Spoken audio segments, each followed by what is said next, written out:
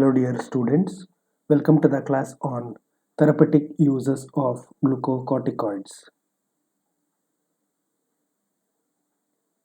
So in this we need to know about three things.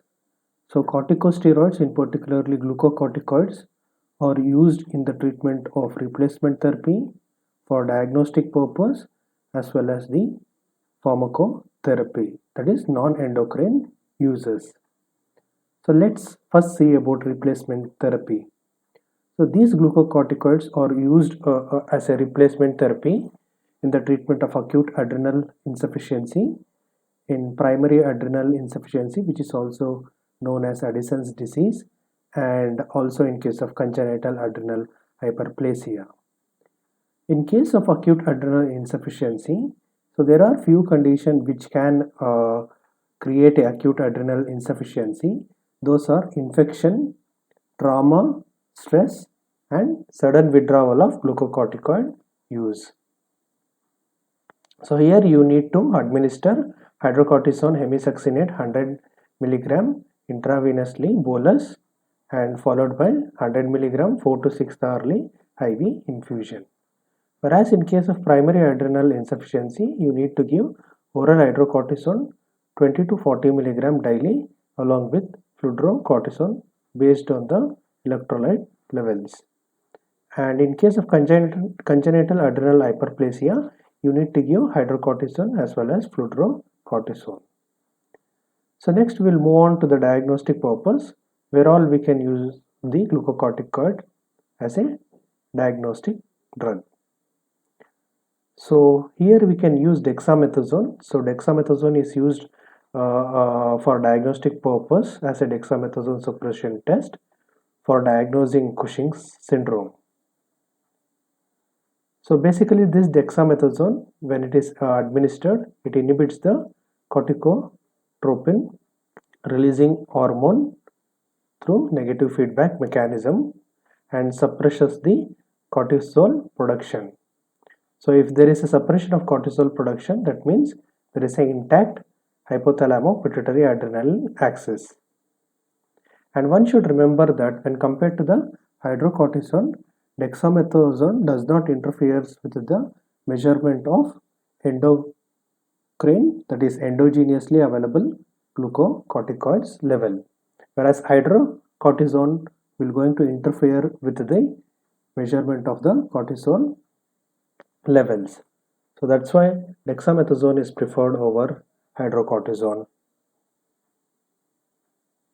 Next, coming to the pharmacotherapy. So these are the non-endocrine uses.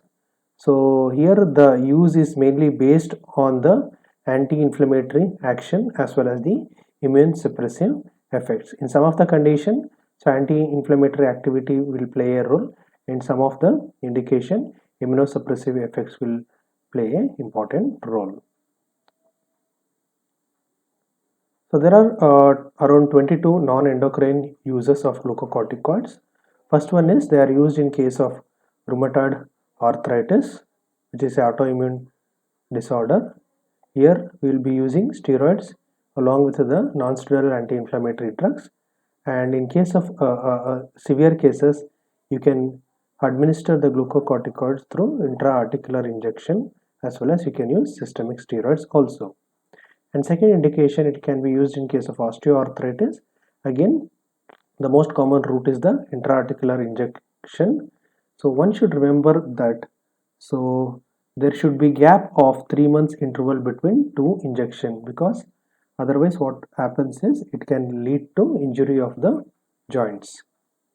Third indication is in case of rheumatic carditis, where glucocorticoids are used along with the non-steroidal anti-inflammatory drugs.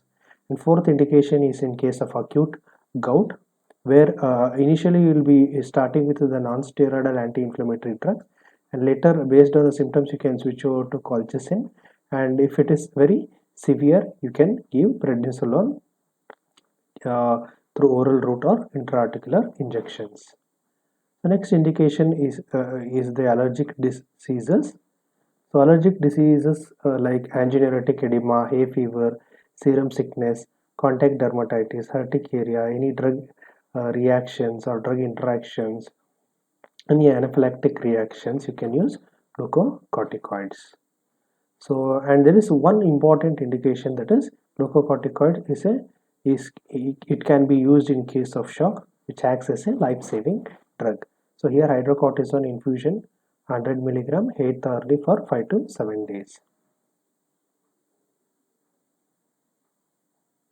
So next indication, it can be used in case of bronchial asthma, both in case of acute bronchial asthma, chronic bronchial asthma, as well as status asthmaticus. So in detail explanation I'll be giving at the end of the session in the extra edge point. So bronchial asthma, you'll be using prednisolone or hydrocortisone, methylprednisolone, or you can use bronchodilators. Along with you'll be using inhalation corticosteroids also. So eighth indication is collagen diseases, where you'll be mainly treating the polyarthritis nodosa, lupus erythematosus, polymyositis, vaginous granulomatosis, where glucocorticoids will act as a first line life-saving drug, where you'll be using higher doses of prednisolone for 6 weeks, initial 6 weeks, and later after the 6 week you need to taper the dose of prednisolone for 6 weeks. So next is in case of eye diseases, where you will be mainly using to treat allergic conjunctivitis, uveitis, optic neuritis in the form of eye drops and ointment. So next indication in case of a renal disease. So glucocorticoid is a first line drug which is mainly used in the treatment of nephrotic syndrome, where we will be using prednisolone for 6 weeks. Again, you need to taper the dose of prednisolone after 6 weeks. And then it can be used in case of skin diseases, variety of skin diseases through topical route. For any serious skin diseases, you can give it systemically. Those are atopic dermatitis, seborrheic dermatitis, inflammatory dermatosis, and the severe form where we requiring systemic steroids are in case of pemphigus, exfoliative dermatitis, Stevens-Johnson syndrome. And 12th indication in case of liver disease to treat autoimmune chronic active hepatitis, as well as in case of alcohol-induced hepatitis. So next, coming to the 13th indication, that is in case of gastrointestinal disease, where you will be using steroid retention enema, or you can shift it to oral prednisolone based on the severity. So basically it will be used to treat the ulcerative colitis and Crohn's disease, and it can also be used in case of hematological disorders to treat the purpura and hemolytic anemia, and it is very helpful in case of in the treatment of cerebral edema. This you should need to remember. Here the larger doses of dexamethasone or betamethasone can be used to treat cerebral edema, and also it can also be used in case of several malignancies because of its lympholytic effect and inhibition of the cell proliferation.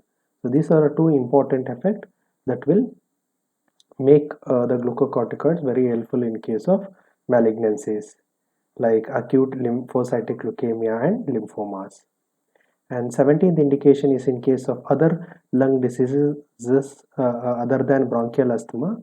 So where you're going to uh, treat the conditions like aspiration pneumonia, infant respiratory distress syndrome, acute respiratory distress syndrome, or in case of preterm delivery, you can give betamethasone 12 milligram intramuscularly, 2 doses between 24 to 36 weeks during pregnancy to the mother to increase or to promote the lung maturation of fetus. And 18th indication is in case of organ transplantation. It is used mainly to prevent the graft rejection. So high doses of prednisolone is used. And next, coming to the 19th indication, that is thyroid storm. So glucocorticoid has a very important role in the treatment of thyroid storm, where it peripherally inhibits the conversion of T4 to T3, and it can be used in case of sarcoidosis. Mainly it induces remission, and it can be used in case of AIDS patient which are associated with Pneumocystis jirovecii pneumonia, where it will going to prevent the respiratory failure. And it can also be used in case of hemolytic anemia, where it will reduces the autoimmune destruction of erythrocytes. So coming to the extra edge point, so basically in case of osteoarthritis, when you are using a glucocorticoids through intra-articular route, you should be very careful. It should not be used within the 3 months interval. So the gap should be there between two doses. The gap between two doses should be at least 3 months duration. Otherwise, what happens means it can increase the risk of joint destruction. So in case of allergic diseases, you need to be very careful. You need to see for the severity of the illness. If it is less severe, you can go with antihistaminics, because the steroids will take time for action, and also steroids are not good to start in case of less severe infection. And in case of shock, glucocorticoids has got the dual role, or it will have a two important role. That is, it has got direct action, where it will be acting directly on the vascular smooth muscle to produce a pressor response, and also it has got permissive action, that is a indirect action, where it going to sensitize the adrenergic receptor to the sympathomimetic as well as the catecholamines, thereby they increases the vasoconstriction activity. Next, coming to the bronchial asthma. So the glucocorticoids has got a very important role in the treatment of bronchial asthma, like acute exacerbation, where you will be using short course oral prednisolone.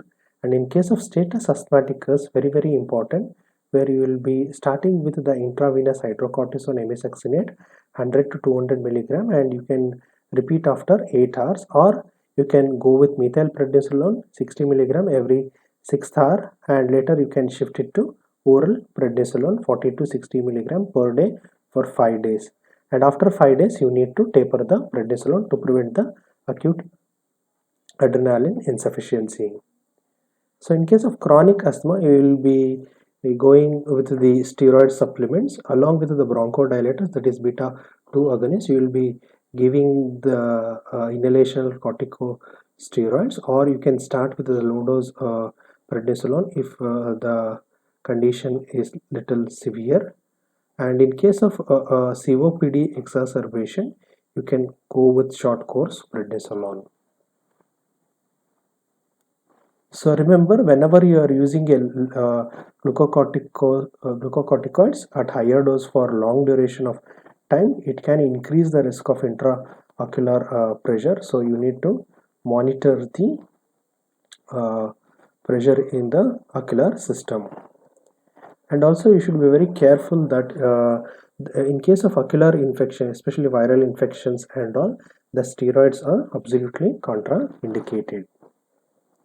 And one should remember that in treating ulcerative colitis and Crohn's disease, so we can use budesonide as a retention enema, or it is available as oral enteric coated capsules.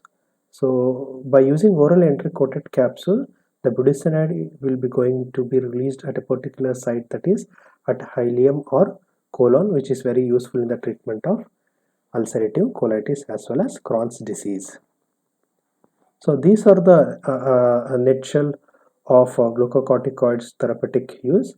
It is used in rheumatoid arthritis, osteoarthritis, rheumatic carditis, acute gout conditions, allergic diseases, shock, bronchial asthma, collagen diseases, eye diseases, renal diseases, skin diseases, liver diseases, gastrointestinal diseases, hematological disorders, cerebral edema, malignancy, lung disease, organ transplantation to prevent graft rejection, in thyroid storm, in sarcoidosis, in Pneumocystis jirovecii pneumonia, and in case of hemolytic anemia. So in the next video, let's learn about adverse effects of corticosteroids. So thank you. If you like this video, please do subscribe to my channel I Love Pharmacology and share this video. Thank you.